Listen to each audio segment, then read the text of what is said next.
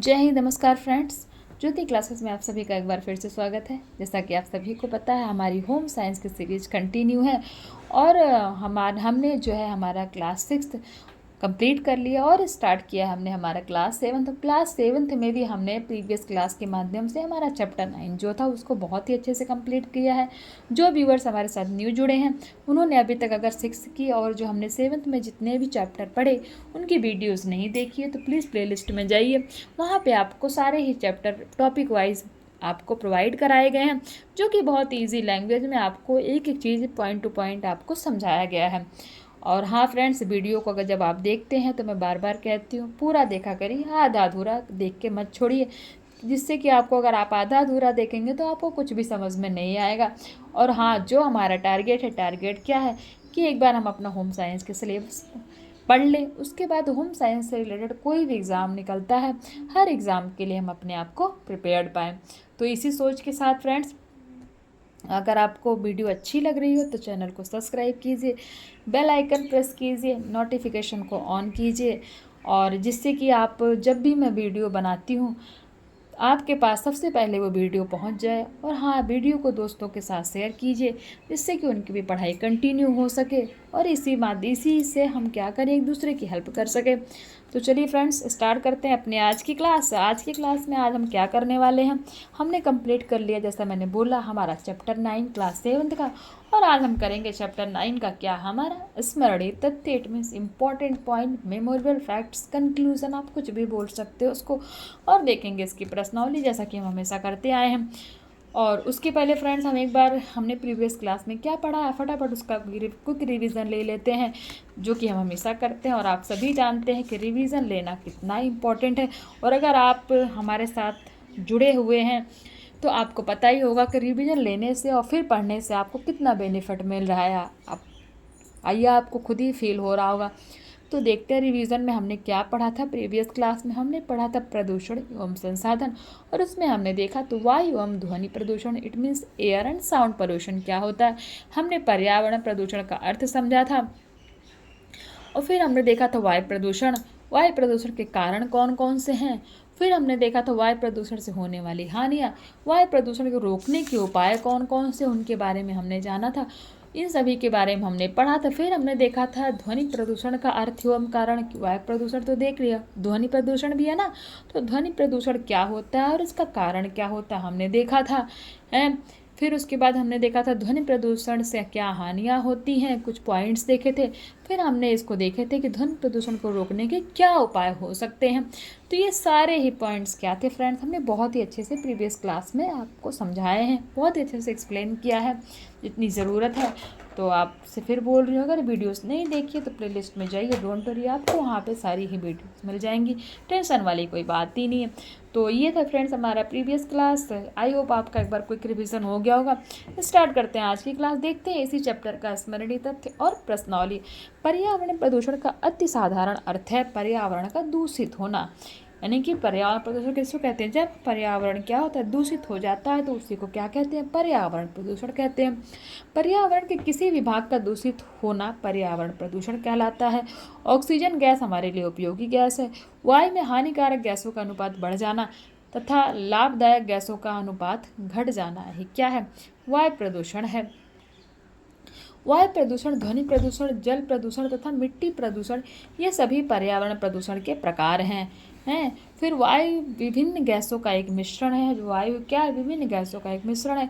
वायु प्रदूषण को नियंत्रित करने में वृक्षों का सर्वाधिक योगदान है। हमने पढ़ा था कि हमें ज़्यादा से ज़्यादा पेड़ लगाना चाहिए, जिससे क्या किया जाता है, वायु प्रदूषण को नियंत्रित किया जा सकता है, इट मीन्स रोका जा सकता है, काबू में किया जा सकता है, कंट्रोल किया जा सकता है।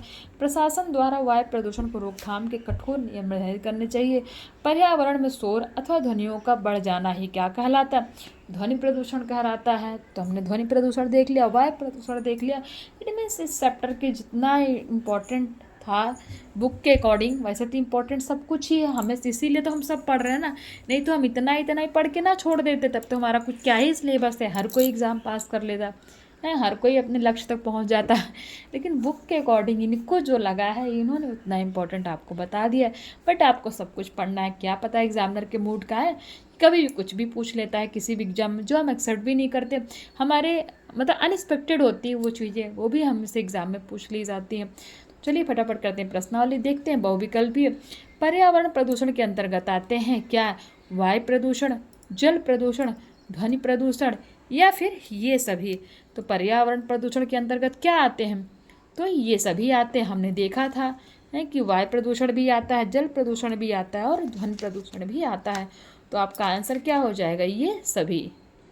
अब देखते हैं वायु प्रदूषण का हानिकारक प्रभाव पड़ता है किस पे पड़ता है? पेड़ पौधों पर, फसलों पर, उपरोक्त दोनों या फिर इनमें से कोई नहीं। तो फ्रेंड्स, वायु प्रदूषण का हानिकारक प्रभाव किस पे पड़ता है? पेड़ पौधों पर भी पड़ता है, फसलों पर भी पड़ता है।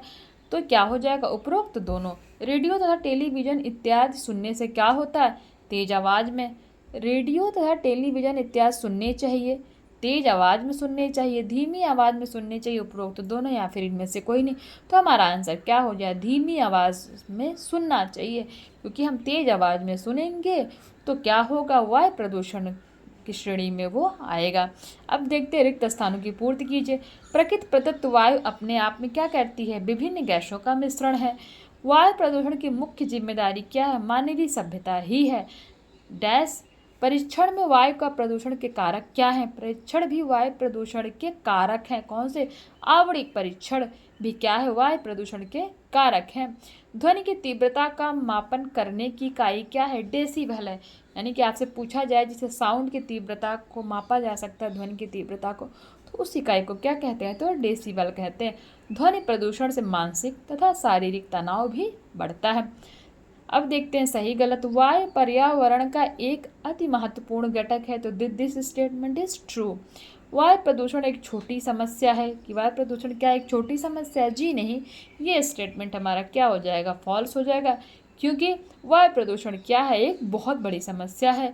गांव में ध्वनि प्रदूषण के असंख्य स्रोत हैं। जी नहीं, ये स्टेटमेंट भी रॉन्ग है, क्योंकि गांव में तो शांति होती है।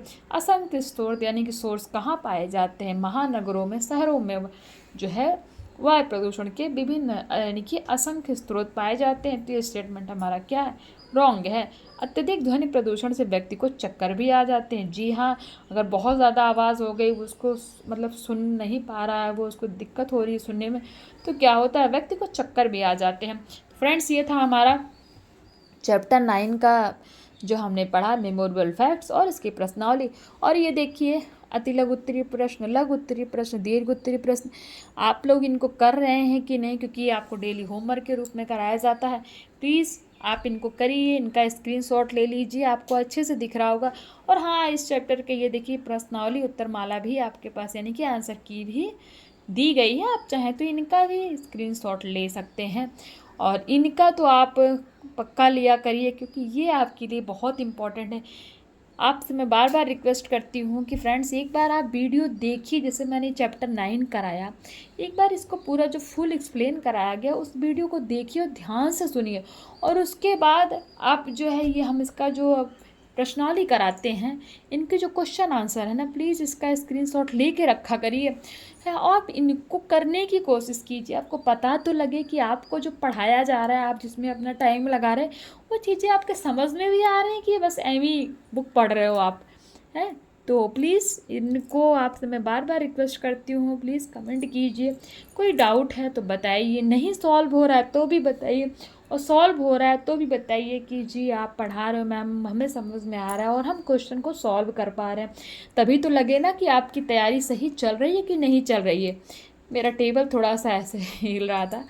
तो फ्रेंड्स, आई होप आप पक्का होमवर्क कर रहे होंगे, और इसको प्लीज़ करिए, आपसे रिक्वेस्ट है, कुछ करिए चाहे ना करिए, इन क्वेश्चन को अवश्य सॉल्व करिए, जिससे आपको पता लगे अपनी कैपेसिटी, आपको पता लगे कि आप कितने प्रिपेयर, आप जो पढ़ रहे हैं आपको कितनी चीज़ें समझ में आ रही हैं। आप समझ रहे हैं ना मैं क्या कह रही हूँ? तो प्लीज़ इनको सॉल्व कीजिए।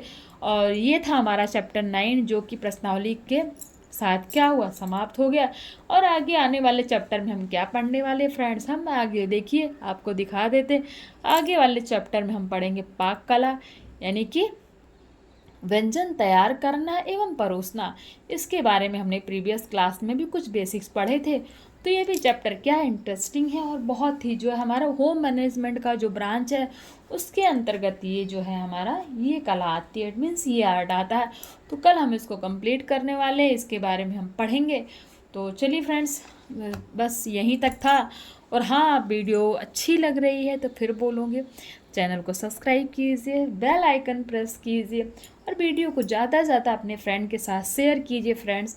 और प्लीज़ अपनी राय तो ज़रूर मुझे बताइए कि आप जो ये सीरीज़ हमारे साथ पढ़ रहे हैं इससे आपको कुछ बेनिफिट भी मिल रहा है या नहीं, या फिर मुझे इसमें कुछ और करने का, आपको कुछ और कराने का वो जो है आवश्यकता है और कुछ सुधार करना चाहिए है। तो प्लीज़ आप लोग कुछ तो बताइए ना, क्योंकि आप लोग जब कमेंट करते हैं, चैनल को सब्सक्राइब करते हैं, लाइक देते हैं या डिसलाइक जो भी आप देते हैं, उससे मुझे भी थोड़ा मोटिवेशन मिलता है। मुझे लगता है कि हाँ, आप लोग हमारे साथ जुड़े हैं, क्योंकि फ्रेंड्स आपके प्यार के बिना हमारी जो ये हमने जो ये अपना रास्ता शुरू किया है, यानी कि हमारा होम साइंस का टारगेट है, तो वो कंप्लीट नहीं हो सकता। इसीलिए प्लीज़ आप लोगों का सपोर्ट चाहिए।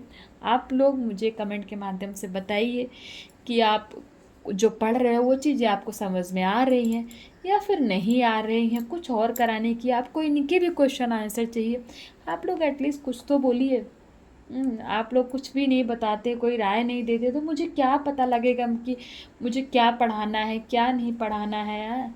और जो मैं पढ़ा रही हूँ, मेरी बातें आप तक पहुँच रही हैं कि नहीं, इट मीन्स जो भी आपको टॉपिक कराया जा रहा है वो आपको समझ में आ भी रहा है कि नहीं आ रहा है।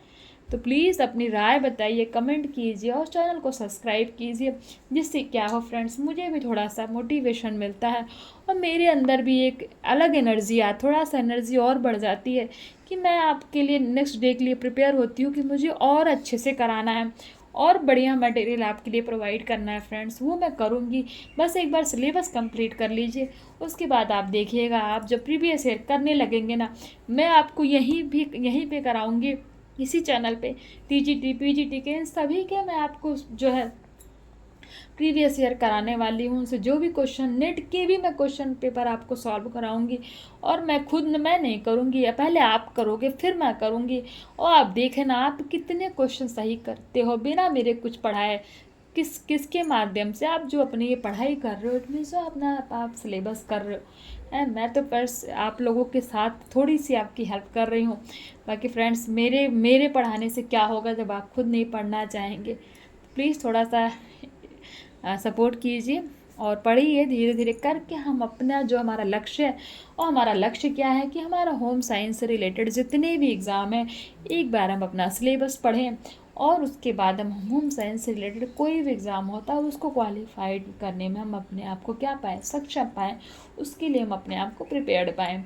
तो आई होप आपको ये कोशिश अच्छी लग रही होगी। चलिए फ्रेंड्स, आज की क्लास यहीं तक, मिलते हैं नेक्स्ट क्लास में हैं, और फिर नया करेंगे। नया क्या करेंगे हमने आपको बताया, हम नेक्स्ट क्लास में करने वाले हैं। देखिए चैप्टर 10th किसका, क्लास 7th का पाक कला। तो मिलते हैं नेक्स्ट क्लास में, तब तक के लिए जय हिंद, नमस्कार। हंसते रहिए, मुस्कुराते रहिए और एक दूसरे की हेल्प करते रहिए।